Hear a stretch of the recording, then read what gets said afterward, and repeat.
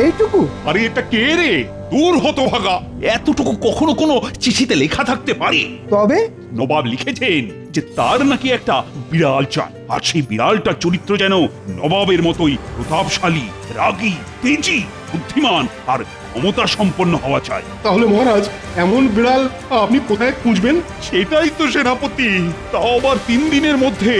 যদি আমি এই বিড়াল নিয়ে মুর্শিদাবাদে না যাই তাহলে তাহলে নবাব আমার কাছ থেকে 3 বছরের কাজটা একসাথে আদায় করবেন বলেছেন। সত্যি তো, এ তো সর্বনাশের মাথায় বাড়ি। আপনি কোনো চিন্তা করবেন না মহারাজ, আমি থাকতে কিনা আপনার চিন্তা? আপনি দেখবেন যে আমি এমন বিড়াল খুঁজে আনবো যে সেটা নবাবের চরিত্রের সাথে একেবারে খাপ খেয়ে যাবে। তাই নাকি? ঠিক আছে, আর আনতে পারলেই মিলবে হাতে গরম পুরস্কার। বিড়াল খোঁজা আর এমন কি ব্যাপার? আমি যদি মহারাজকে একবার ওই বিড়াল খুঁজে এনে দিতে পারি তাহলে তাহলে মহারাজ আমার খুব খুশি হয়ে কিছু দেবেন। হ্যাঁ মহারাজ, মহারাজ আমি বলছিলাম কি, এই দায়িত্বটা তো আমিও নিতে পারি, মানে মানে এই বিড়াল খুঁজে দেওয়া আর কি। তাই নাকি? তাই তো খুব ভালো কথা। ঠিক আছে, ঠিক আছে, তাহলে তুমি আর মন্ত্রী দুজনেই এই বিড়াল খুঁজে নিয়ে এসো। যে ঠিকঠাক এই বিড়াল খুঁজে আনবে তাকেই না হয় আমি পুরস্কার দেব, আর না আনতে পারলেই কিন্তু শাস্তি। বাবা রে বাবা, দুজনের দায়িত্ববোধ দেখে যেন আর বাঁচি না। তাহলে ওই কথাই রইল, তোমরা এখন থেকেই ওই বিড়াল খুঁজতে বেরিয়ে পড়ো। আর তার জন্যই সভা আজ এইখানে মুলতুবি। সবাই এইবার আসতে পারো।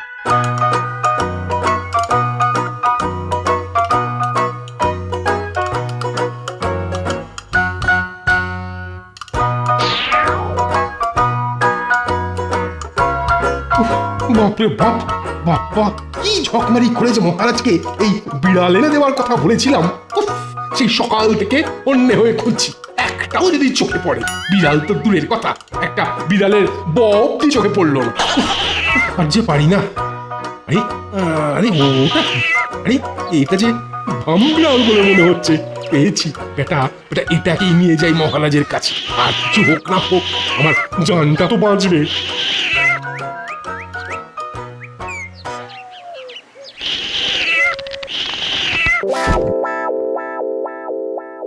আরে বাবা, এই এত বড় মাছের মাথা! রানী, এই আজ কি কোনো বিশেষ কারণ?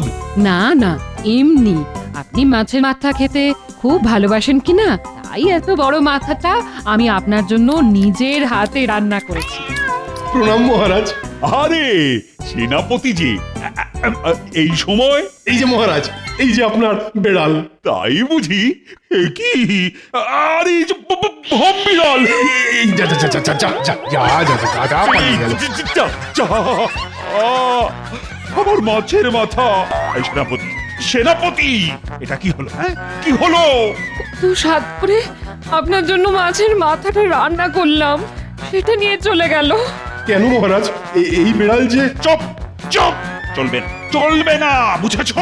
এইরকম চুরি বিদ্যা আর কেড়ে কুড়ে খাওয়া স্বভাবের বিড়াল চলবে না। সব যাও, যাও এখান থেকে। দিও আমার খাওয়াটার 12টা বাজি। হায় হায় হায়, এবার যে আমি কি করি? পালাই বাবা, পালাই, নইলে মহারাজ মাছের মাথার জায়গায় আমার মাথাটাই না চিবিয়ে খায়। ওরে বাপরে বাপ, পালাও।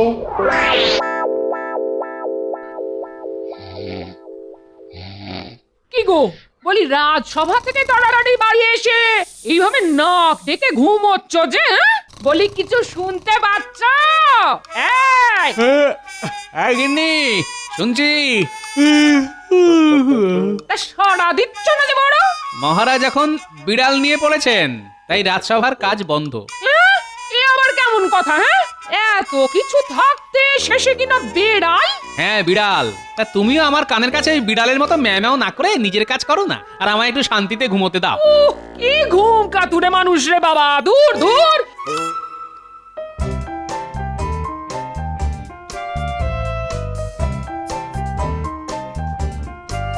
নবাবেরও আক্কেল বলিহারি।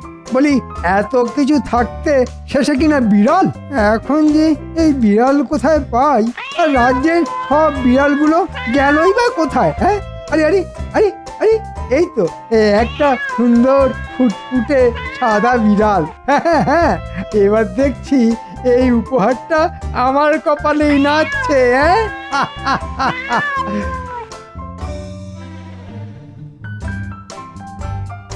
এই নিন মহারাজ, দুধটা খেয়ে নিন। আপনি তো দুপুরে খাবারটাও ঠিক করে খেতে পারলেন না। হ্যাঁ রানী, একদিকে নবাব আমার ঘুম উড়িয়েছে আর অন্যদিকে সেনাপতি এসে আমার খাওয়া।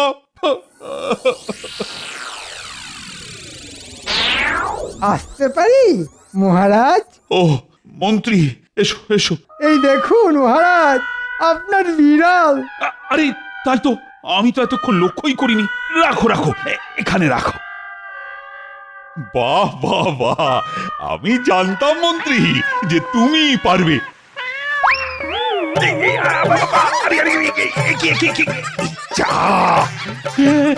আমার দুধেই মুখ দিয়ে সব খেয়ে নিল। এই কিরকম বেয়াদবি মন্ত্রী? না মানে মানে আমি তো চুপ! আর কিছু পেলে না? শেষে কিনা এই হ্যাংলা স্বভাবের বিড়াল। ও, এই বিড়াল নিয়ে গেলে নবাব আমাকে গারদে ঢুকিয়ে ছাড়বে, বুঝেছ? সবকটা অকম্মার ঠিকই। যদি এদের দিয়ে একটা কাজের কাজও হয়, এরা দেখছি আমার খাওয়া দাওয়া সব ডকে তুলে ছাড়বে। দূর হ আমার চোখের সামনে থেকে। ওরে বাবারে, পালাই বাবা পালাই, ওরে বাবারে।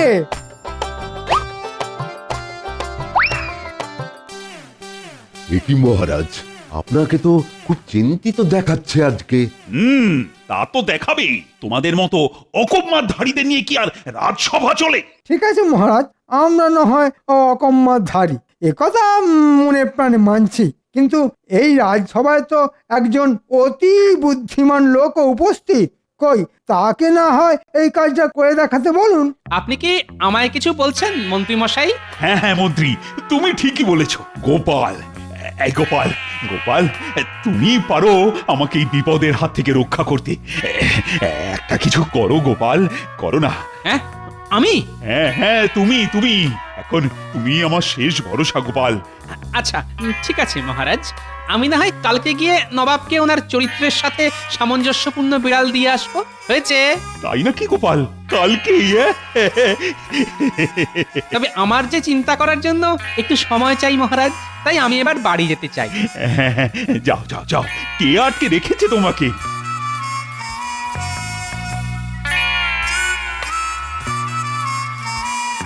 দেখেছো, ঠিক সুযোগ বুঝে ছুটিটা হাতিয়ে নিল মজলববাজ কোথাকার।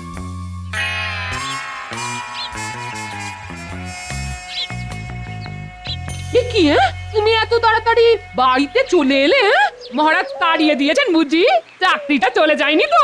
আচ্ছা তুমি কি সব সময় আমার চাকরি যাওয়ার কথা ভাবো গিন্নি? একটু ভালো কথা তো চিন্তা করতে পারো নাকি? ও তাহলে যায়নি, যাক বাবা। গোপাল দাদু, গোপাল দাদু, গোপাল দাদু। আরে আরে তোরা, তুই এখন তোরা কি করে জানলি যে এখন আমি বাড়িতে আছি? আরে দাদু, আমরা হলাম পাড়া বেড়ানোর ছেলে, বুঝেছো? আমাদের কাছে না সব খবর উড়ে উড়ে চলে আসে। চলো না দাদু, আমাদের সঙ্গে খেলবে, চলো না। হ্যাঁ দাদু, চলো না, আমরা আজকে একটা নতুন ধরনের খেলা খেলবো। নতুন খেলা? কি সেই খেলা শুনি? আরে দাদু, আমি হব বাঘ আর এদেরকে আমি তাড়া করবো, আর যাকেই আমি একবার ধরবো না অমনি তাকে খাপ করে খেয়ে নেবো। মানে সে তখন ওই খেলা থেকে বাদ পড়বে, বুঝেছো? কি বললি? বাঘ? বাঘ বাঘ পেয়েছি! হুররে! কি পেয়েছো গো গোপাল দাদু? বুদ্ধি, বুঝেছিস? নবাবকে খোল খাওয়ানোর বুদ্ধি। শোন গুলটে, তোকে যে আমার জন্য একটা ছোট্ট কাজ করতে হবে। এই কি কাজ গোপাল দাদু? তোকে আমার জন্য বাঘ সাজতে হবে। মানে কিছুই না গুলটে, তুই এক্ষুনি আমার সাথে চল, আর তোরাও এখন বাড়ি যা। আমি তোদের সঙ্গে না হয় পরে খেলবো, বুঝলি? চলি রে, চলে আয় গুলটে। যা বাবা, গোপাল দাদুর আবার কি হলো?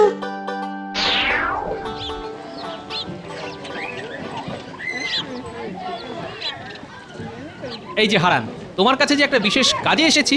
হ্যাঁ হ্যাঁ গোপাল দাদা, বলো বলো কি করতে হবে বলো। শোনো, এই ছেলেটাকে দেখছো তো, এর নাম গুলটে।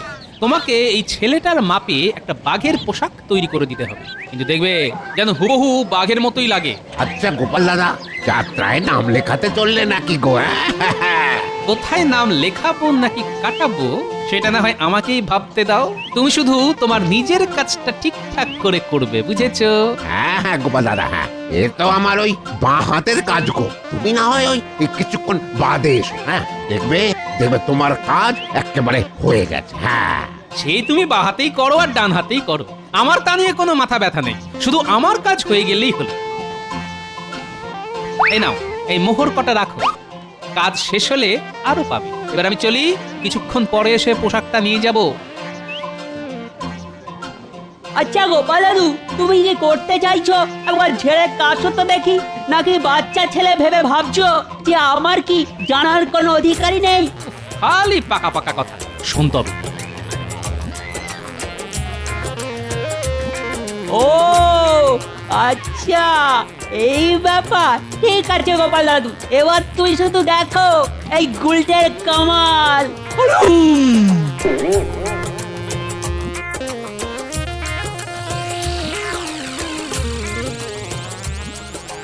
জাহাপনা, কই আপনি তো আমাকে এখনো অব্দি আপনার সেই উপহার দিলেন না। উপহার? কি উপহার? আমার তো কিছুই মনে পড়ছে না বেগম। কেন জাহাপনা? বিড়াল? আপনি শুধুই ভুলে যান। সত্যি তো, একদম ভুলে গেছি। আর কে উজির, শুধু দাঁড়িয়ে দাঁড়িয়ে আমার মুখ দেখলে হবে? বেতনটা কি এমনি এমনি নিচ্ছ? বেগমের উপহারের কি হলো? আজই তো কৃষ্ণচন্দ্রের সময়সীমার শেষ দিন। সালাম জাহাপানা, কৃষ্ণনগর থেকে গোপাল এসেছে আপনার সাথে দেখা করতে। তাই নাকি? গোপাল, তা ওকে ভেতরে ডাকো। প্রণাম জাহাপনা। এসো এসো এসো এসো গোপাল। কই সেই বিড়াল? দেখি দেখি দেখি দেখি। জাহাপনা, ওকে যে বাইরে রেখে এসেছি, আজ্ঞা করলে ভেতরে আনতে পারি। হ্যাঁ হ্যাঁ, নিশ্চয়ই নিশ্চয়ই নিশ্চয়ই।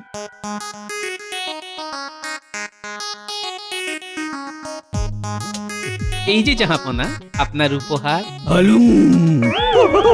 জাহাপানা, বাঁচান, বাঁচান! গোপাল নাকি? আমি তো কৃষ্ণচন্দ্রকে বিড়াল আনতে বলেছিলাম।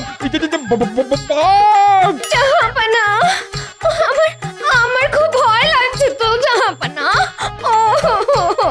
কেন নবাব বাহাদুর? কথাতেই তো আছে যে বাঘের মাসি বিড়াল, তাই আমি বিড়াল না এনে সোজা বিড়ালের বোনপো বাঘকে নিয়ে এলাম। আপনি খুশি তো জাহাপনা? সে তো ঠিক আছে, কিন্তু কিন্তু এতে যে আমার শর্ত পূরণ হলো না গোপাল। কেন জাহাপনা? আপনি তো বলেছিলেন যে বিড়ালই আনবে সেই যেন আমার চরিত্রের হয়, আমি তো তাই এনেছি জাহাপনা। সেটা কি রকম?